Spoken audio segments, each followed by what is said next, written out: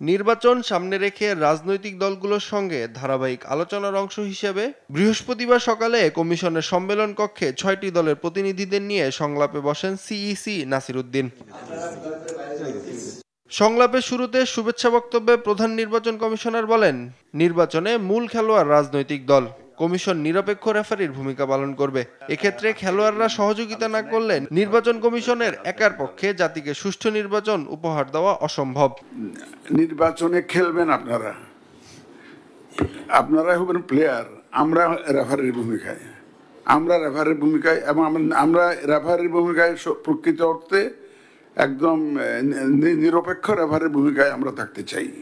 নির্বাচন commission poster নিষিদ্ধ করার পরেও শহরে যে চিত্র তা নিয়ে অসন্তোষ প্রকাশ করে সিইসি বলেন, রাজনৈতিক দলগুলো এসব অপসারণ না করলে এসব পোস্টারের ব্যাপারে আরো কঠোর হতে বাধ্য হবে কমিশন। আমরা এখন দেখি ঢাকা শহরে অনেক ক্ষেত্রে ছাইয়া গেছে, অলরেডি পোস্টার লাগে, অথচ আমরা পোস্টার নিষিদ্ধ ঘোষণা করেছি এখানে। এই সমস্ত ক্ষেত্রে আমরা কিন্তু কোনো স্পেয়ার করবো না। কিন্তু এ সময় লেভেল প্লেইং ফিল্ড ও নির্বাচনে সুষ্ঠু পরিবেশ নিয়ে অসন্তোষ প্রকাশ করেন রাজনৈতিক দলের প্রতিনিধিরা।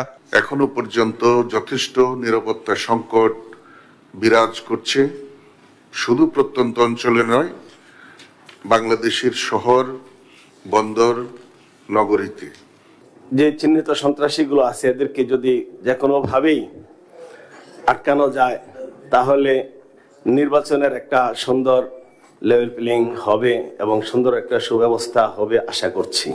নির্বাচনের ক্ষেত্রে দেশের অতীত ইতিহাস সুখকর নয় উল্লেখ করে রাজনৈতিক দলগুলোর প্রতিনিধিরা বলেছেন, বর্তমান কমিশনের কাছে মানুষের প্রত্যাশা অনেক। ইতিহাসের পুনরাবৃত্তি না করে বর্তমান কমিশন নতুন ইতিহাস তৈরি করবেন, এমনটাই প্রত্যাশা তাদের।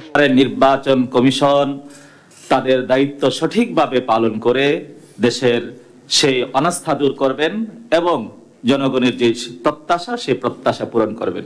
নাইম আফসান, দেশ টিভি, ঢাকা।